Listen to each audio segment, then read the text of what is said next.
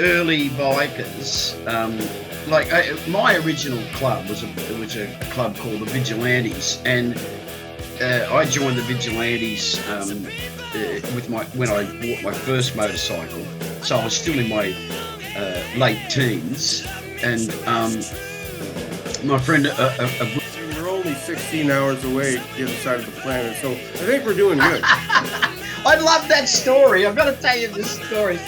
There's this story, there's a guy that goes out into the streets of cities in America and just interviews people, right? And he's talking to this bunch of girls, and she said, "You know what I don't get?" One of the girls says, she's like in her late teens, early 20s, quite attractive, and there's a group of them, and they're obviously out, having a party night out, and she says, "You know what I really don't get?" And the guy goes, "What's that?" And she says, "Well," she said, "I just found out England is, say 20 hours in front of us." And she said, "So why don't they just tell us what's going to happen?" And the guy, drag was never about telling 5-year-olds that it's okay for two men to fuck one another.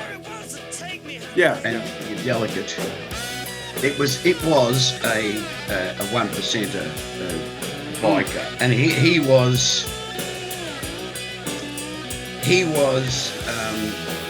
from a very, very high profile club here in Australia, and he was young, and when I say young, he probably would have been in his mid to late 20s.